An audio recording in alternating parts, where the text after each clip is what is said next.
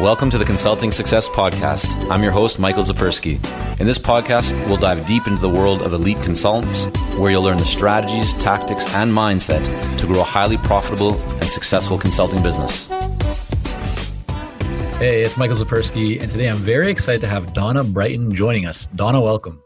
Thank you, Michael. So Donna, for those who aren't familiar with you and your work, just take a moment and explain what you do. Terrific. So I'm the founder of Brighton Leadership Group, and our goal is to help mold-breaking, high-impact leaders to use their unique skills and perspective to lead in unexpected ways while achieving unprecedented results. So we do that by helping leaders get their messages heard, their ideas adopted, and their teams following them to achieve their bold vision. So as you can probably tell, we love leaders and we want to help them become the best leader they can possibly be through the work that we do. So you didn't wake up one day and say, I'm going to help leaders. How did you get to where you are today? What did your path look like before you became a consultant?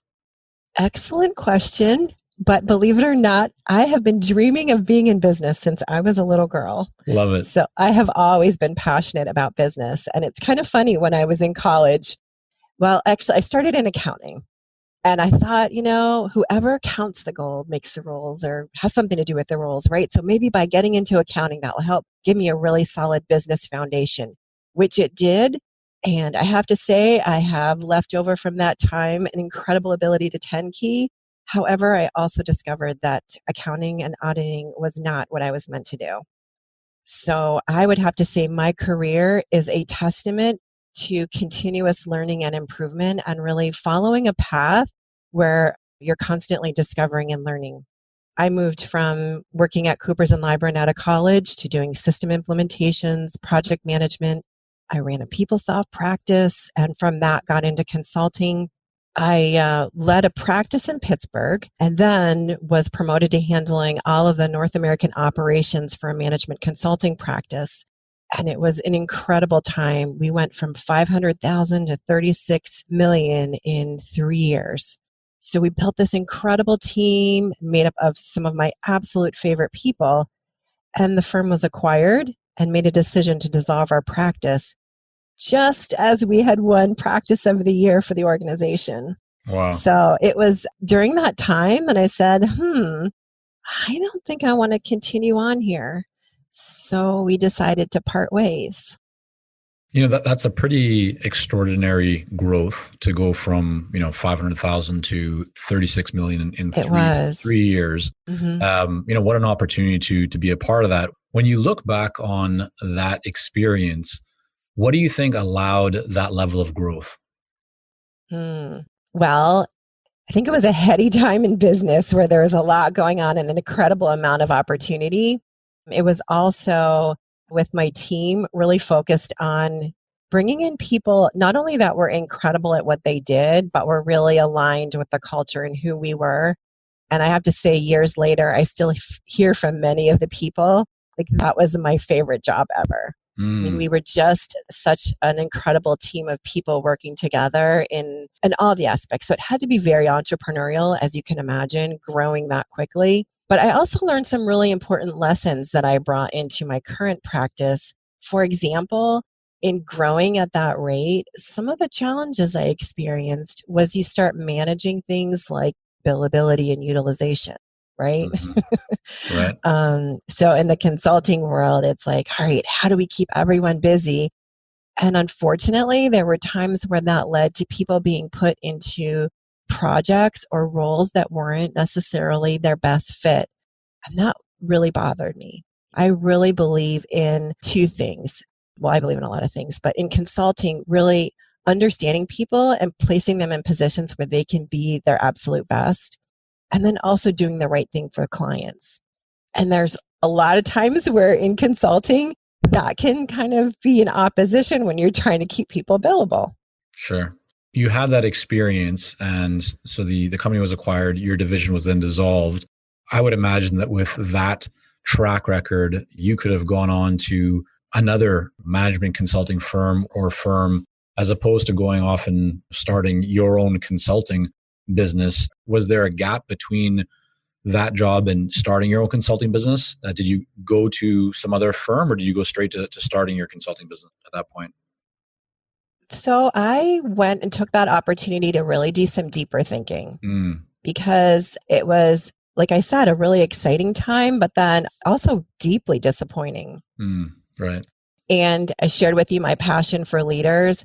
And it was through that experience, all those years of experience in working with organizations, growing at this rate, that I saw the importance of leadership.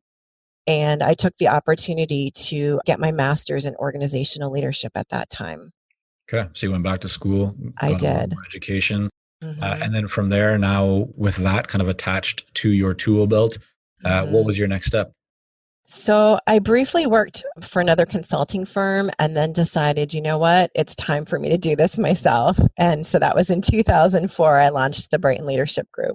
Why did you decide that? I mean, at that point, you'd been a part of many firms, you'd had that experience. What was like the turning point? Do you remember what got you thinking, okay, like I've had enough of this. It was great, a great experience, I'm sure, lessons learned, but what was actually the factor that pushed you over the edge to start your own consulting business? So as I shared, I dreamed of business for many years, and I demonstrated to myself that I was capable of building a business and decided, you know what, it's time to do it for myself. And several things. I mentioned the lessons I learned around billability and utilization, delivering with excellence, and doing the right thing for clients. And I felt that I wanted to be in a position where I could deliver as much value as possible for clients by doing the right thing for them, which isn't always the highest billable thing. Right. And I wanted to be able to do it in a way that I had control over the way it was delivered. So excellence is a huge value for me. As you made that transition then from working in a management consulting firm to, becoming a solo independent consultant, how did you go about getting your first client? It was relationships. And one of the things that's really interesting that I've learned as I've grown over the years, I have to say, even though I say I started a consulting firm, I'd have to honestly admit I was really contracting, right? So it was the relationships that I had that I got contracting assignments where I was fulfilling other people's projects and acting as arms and legs and doing work. Because you know this from consulting practices, you're hired for a lot of different reasons. You can be hired to bring in expertise, or you can be hired to fill a role that an organization doesn't have a person to fill, which I define that more as contracting versus true consulting. Sure. So that's really how you got started was through contracting. Okay, so let's fast forward a little bit here. You're taking on these contracting roles. You had this idea that's been bubbling up for quite some time about you really taking charge, being able to implement your vision, your beliefs, your benchmarks to business. But when you're in a contracting role, you don't have that full freedom or control over a lot of aspects around your business because you're contracting, not really working as a business owner. So with your thinking around your messaging, I mean, now it's very clear that you work with leaders, you help them to navigate change. But in those early days when you started your own consulting business, like how did you put your messaging into the marketplace, especially because you were contracting? Did you have many different service offerings that you thought about, many different messages, or were you very clear? Like, did you see the path of, I'm going to focus specifically on helping leaders? And even though you were contracting from day one, you knew that that's where you were going to go. Well, it was always a dream, and I made that dream a reality by reinvesting. So there's a book by John Cotter that's called Leading Change, and a lot of people read it for change methodology purposes. But there's a chapter in it that I think is one of the most profound things that he's written.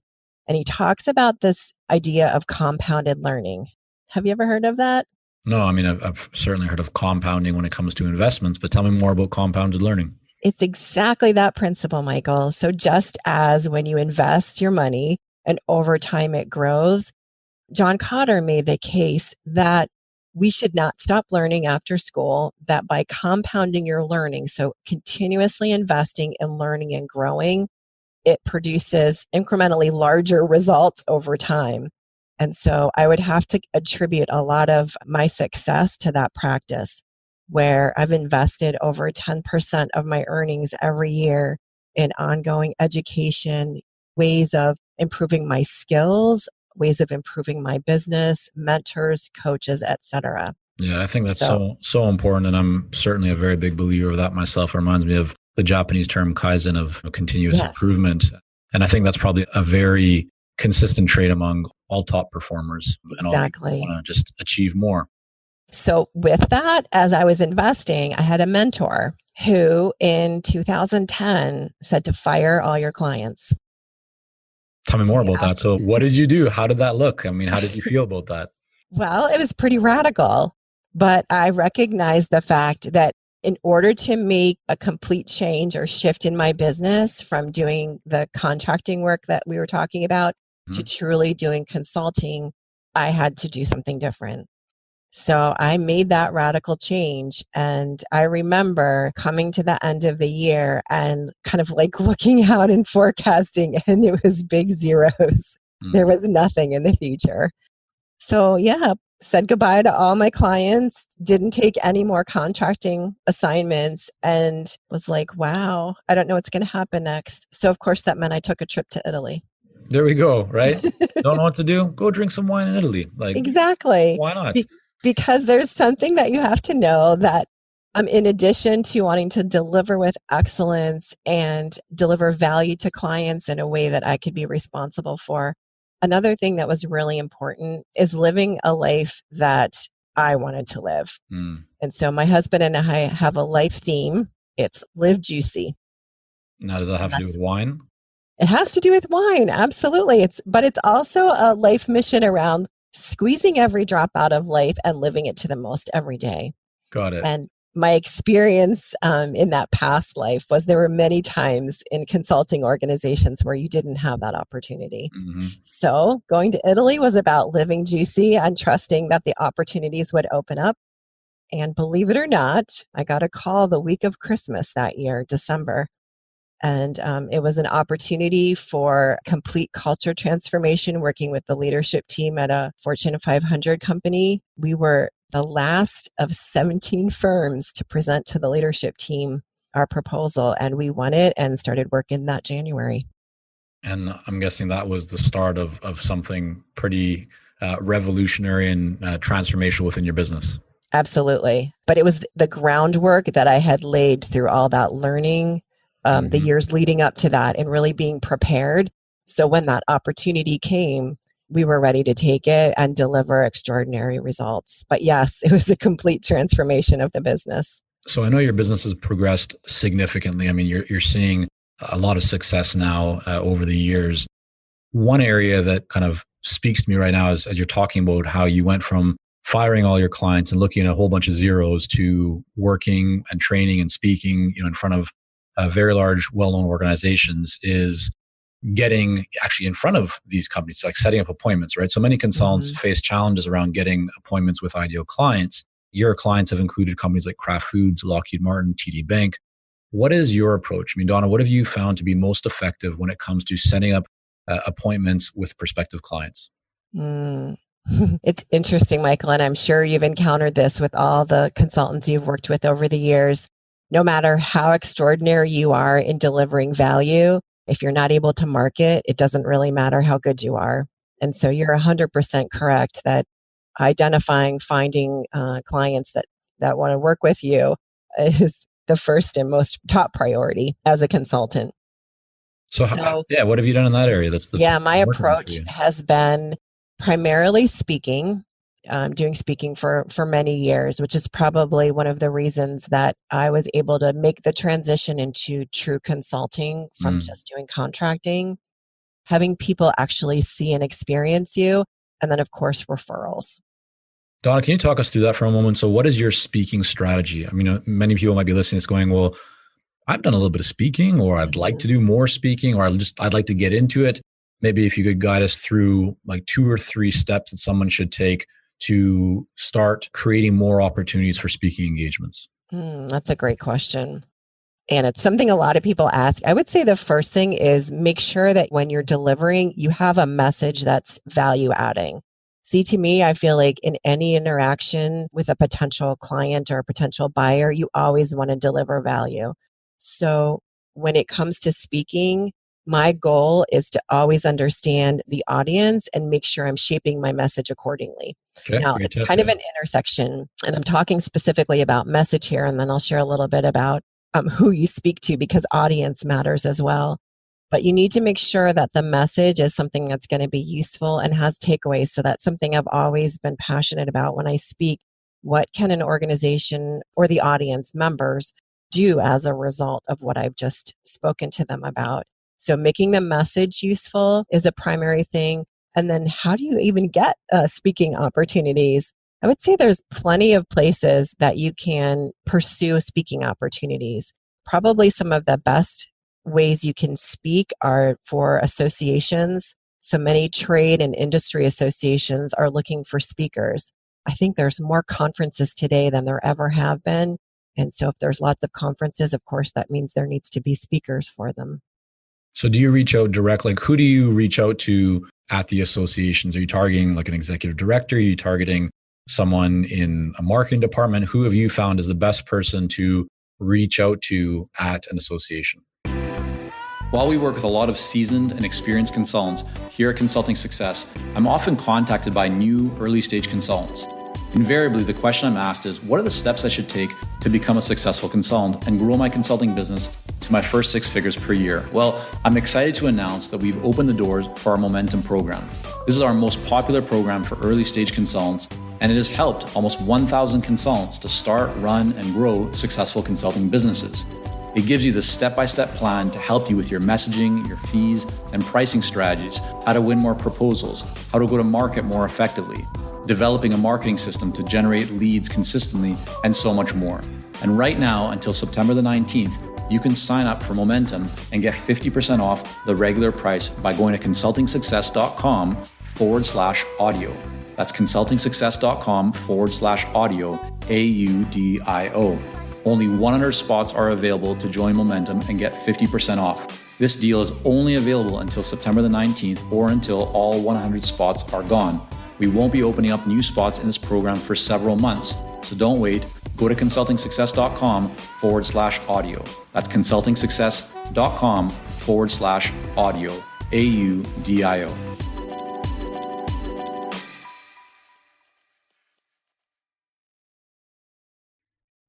Well, it depends association to association. I personally have had the honor and privilege of working with the Association Forum, which is one of the premier associations of associations, and through that have been able to network with a variety of different association leaders. Generally, if you're getting started in speaking, I think that was the question, somebody who's just looking to get started in their speaking career, there's usually an application process. So virtually every association that has a conference, there's some type of application process. And I would honor the process and follow that. And then as you do successful presentations, you get known and you get opportunities for larger main stage speaking opportunities. But you want to start smaller, prove your capability as a speaker, and then grow from there. You've talked about, these are really great tips. And you also mentioned the importance of relationships. I'm a very big believer as well in relationships in business. One of my previous companies was actually Kanke in Japanese, is Kanke culture, which in English means relationship culture. Mm-hmm. So that's how much we believe in it. We named our company after that.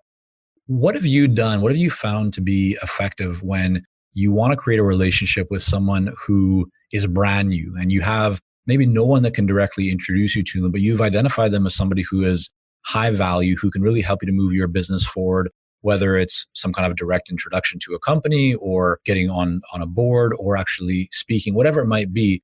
What approach have you used to reach out to those people? Are you leveraging LinkedIn? Are you just picking up the phone and calling them? Are you sending them an email? What approach has worked well for you?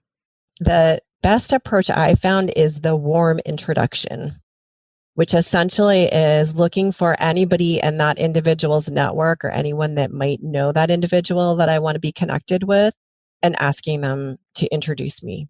It was fascinating. Last week, I had the privilege of sitting with one of the CEOs that I work with, and I've been going through a process. I don't know if you've heard of story branding. Yep. But part of that is kind of getting input from people about your story. And so I was asking him to give me feedback on the story that we'd come up with. And he was really interesting because he said, I don't believe in consultants. I don't like them. He had seen me speak and he said, I am more than happy to introduce you to anybody that you want to know because I believe in you. Mm. But he said, I would never accept a message or an email from anyone that I didn't know or wasn't introduced to me by someone I know. Have you ever been in a situation then where you have identified somebody as an ideal client or just an ideal referral source, whatever it might be, they have some value, therefore you want to build a relationship with them, but you have no warm introduction. Has that ever happened? Or will you just stay away from those people and focus on where you do have a potential warm introduction? My focus has been the latter. I found to invest time and energy, you want to build on strength and what's working and who you know. Right. Great point. What's one of the biggest challenges that you've encountered during the growth of your consulting business? Probably the balance of marketing versus delivery. Yeah. What have you done to overcome that? Because that's a very common one, right? It's Especially very common. for a lot of consultants who they feel like experts in their subject matter and they don't frankly like doing marketing. But yet, as we know, it's so important. It's the lifeblood of a business. So what has worked then for you to balance that? Again, understanding what really makes you, like what is your unique ability in Dan Sullivan language, or what are your strengths? Everybody's got something that they're good at, and you can repurpose or kind of reframe what you're thinking about. So, for example, do you love to write? Do you love to have conversations? There's ways of taking all those skills and translating those into a marketing output. I'm not an expert at marketing per se, except that I know that it matters, and content marketing is absolutely critical so that people understand who you are, what you're thinking, kind of your approach. So the more that you're able to leverage your uniqueness and your approach to things and just share that with the world, I think that's what makes a huge difference. Yeah, I think that's really good advice for all consultants. It's right. It's not about that there's only one way of doing something. Just because speaking works really well for Donna doesn't mean that you need to be speaking, right? You might be better at writing or do video or podcasts or working through your own referral channels or doing online advertising, like whatever it is that works for you and that allows you to build a pipeline that you need to sustain and achieve your goals. That's totally fine. There is no one best way. So I think that's great advice. Donna, as you've been working then to build your business and it continues to grow from what you've shared here and what I've seen of the types of companies that you've been working with, what types of systems and processes are you using that have really allowed your business to continue to grow and to have the enjoyment of life, and as you kind of call it, the juicy life, right? How have you managed growth, and what specific systems or processes have you found most valuable and effective and helpful? So there's two things that have been really transformative over the last few years. The first is I've moved from random acts of learning to being much more intentional. Tell me more about that. Well, I love to learn, as I shared, and I feel that it's essential to learn, but sometimes you can see, oh, this is a great book. Oh, somebody recommended that book. And you can end up with so many books on your book stand and so many courses that you're taking. You're not actually applying what you're learning. Right. And is what you're learning truly useful and beneficial in growing in the ways that you need to grow? So over the last couple of years, like I said, moving from random acts of learning to intentional learning, I said, what are the skills, abilities, or areas that I need to focus on to grow? And that's different for everybody and it evolves over time. But what that enabled me to do is kind of build my own learning curriculum, if you will, and get really specific about what I was and wasn't going to invest my time and attention in. Because after all, that's a very limited resource. And if I'm not investing it in things that are helping me grow the skills or grow my business, then is it really worthwhile? Yeah. So I kind of outlined, these are the things that I want to focus on. For example, speaking is something that I've done for a long time, but I wanted to improve my skills there. So I took classes, read books, worked with a coach to prepare a TED Talk. Haven't delivered it yet, but I'm getting there. So that was a specific focus for me, and it enabled me to target my learning. That is so huge. And I've been a big believer of this as well for a little while. And I look at it more in terms of like selective learning or just selective focus. And because I think more than ever before, right, we're surrounded by so much noise and just so many different things that are vying for our attention. I've found that I myself and others that I know as well are starting to tune out more from things like social media. Not that there's not value there certainly can be, but just like less interest in that. Also unsubscribing from a lot of newsletters. And the way I look at that is like, if I'm not getting clear value from whatever that newsletter is, I'll just unsubscribe, because you're right. There's so much that we could take in and a lot of it is valuable, but if it's not, directly connected to what we value most right now and what our goals are, we end up then, being very knowledgeable, but not having any time to actually implement that knowledge. And if we're not implementing, then we're not going to actually get the results and the progress that we desire. Precisely. And another thing I've observed is that you can start learning from whoever the top names are, but are all those top names really the experts? So by being intentional, you can do some research and really learn from the best. That's really a key point as well. I'm resonating with what you're saying, because so often people will look at others around them in the ecosystem or in the marketplace and say, this person is successful. And so if I just follow what they're doing, that means that I will be successful too. But that's not always the case. You can certainly learn from others, but you have to really think about what is right for you. So for some people, their goal might be just about sales or just about overall revenue. For others, it's more about a lifestyle. For others, it's about using certain tools or certain models. And just because it's working for others doesn't mean it's going to work for you, but getting very clear on what it is that matters most to you. And then, as you kind of called it, being very intentional around who you select, that you learn from, or where you go to get your information, allows you to really put it all together in a way that speaks to you specifically. Exactly. So that's been one of the things that has been transformative for me. What about tools? Like, are there any tools, or how do you manage your interactions with clients? How do you, manage if you manage your marketing or your media, like what specific tools are you using right now, or do you really like to run your business? I'm an old-fashioned person. I love paper. And then transfer that into technology. So I actually use a storyboarding process. If you looked in my office right now, you would see 4 very large boards with cards pinned all over them that enables me to visualize everything that's going on at a glance. So I'm somewhat old-fashioned that way in my approach. I'm also a huge fan. We use Salesforce to manage clients, relationships, MailChimp for mailing. And I love OneNote in terms of managing lots of information and having access to it everywhere. Yeah, it's always interesting to see what tools people are using, but I'm with you on that. Like for me, I have everything in a Google Calendar online, so that way I can access it from my phone or laptop or desktop. But at the same time, every single day before I leave the office, I have my next day planned out in a list on a piece of paper. And then when I come into the office, I know exactly what I need to be doing. I've reviewed it even before I got to the office, on my phone in the morning. But then, I check them off. Like right now, I have our podcast here. And so afterwards, I'm going to put a line through and say, okay, that's done. And now I move on to the next priority in the day. And so I also believe that there's an important value in using paper, not having everything only in the digital world. Exactly. And something fascinating. So each week I write Tuesday's tremendous tip. And this week I'm writing on the topic of distractions, because one of our most valuable resources is attention. It's interesting because those little digital devices have become such a drain on people's time and attention that I feel using things like a paper planner, which I do, and notebooks to organize life and thinking really enables focus and thinking versus, let me jump over to this app. Let me check that. I'm here. Wonder what the temperature is outside, right? And it's so easy to allow that monkey brain to get the best of us instead of staying focused on what we need to get accomplished.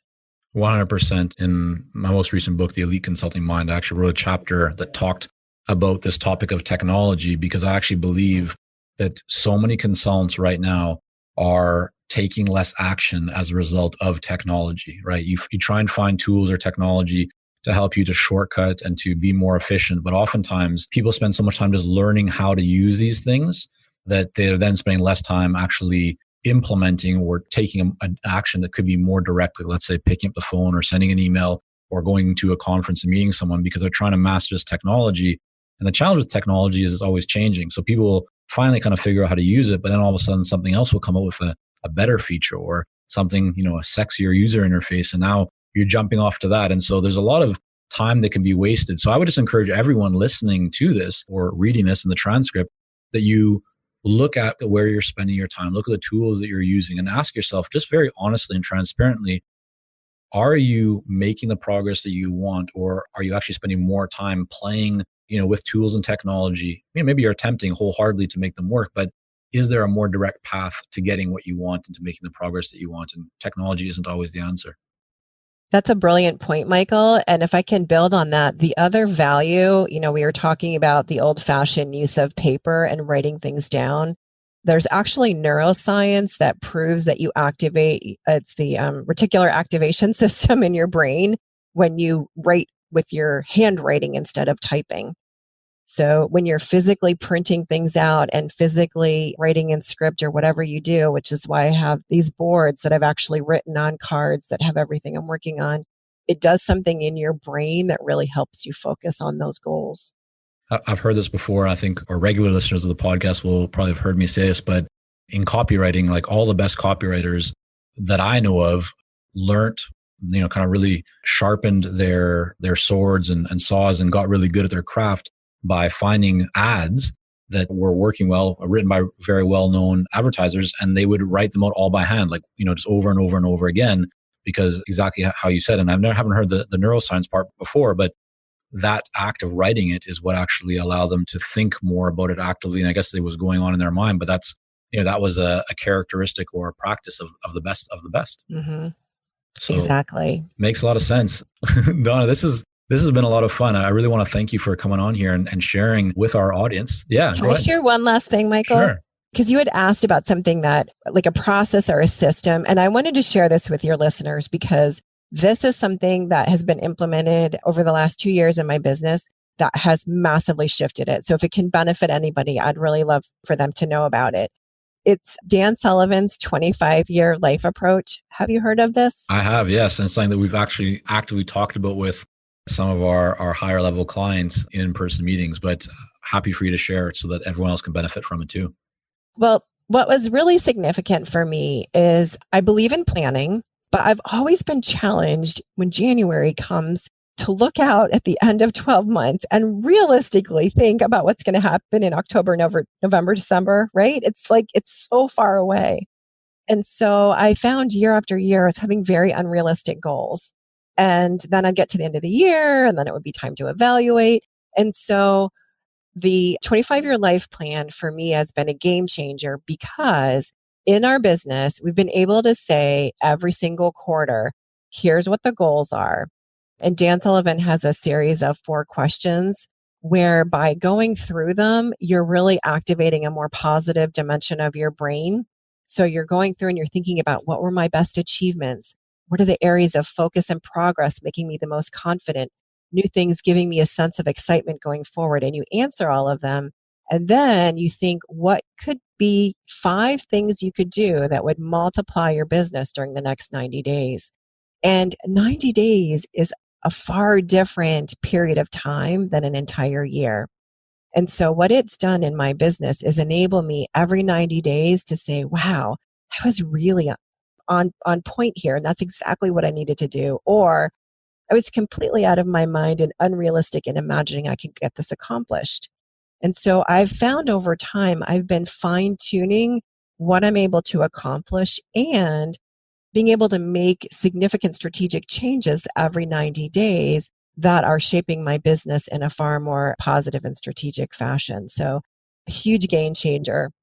That's a great share. Thank you very much. And I hope that everyone will benefit from that and certainly should be giving some thought. I know Dan Sullivan's impacted a lot of people with his message and you're another person to share. That's terrific to hear.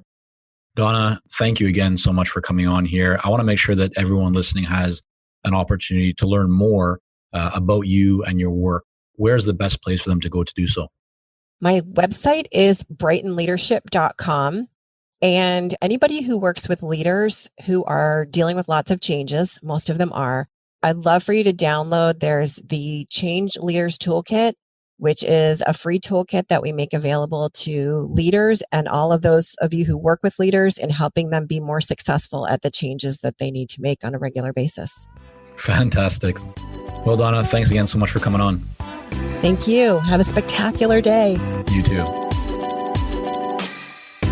Thank you for joining us on this episode of the Consulting Success Podcast. For more episodes and to subscribe, rate, and leave a review, head on over to iTunes. And if you'd like to develop consistent lead flow and a highly profitable consulting business, learn more about our coaching programs at consultingsuccess.com.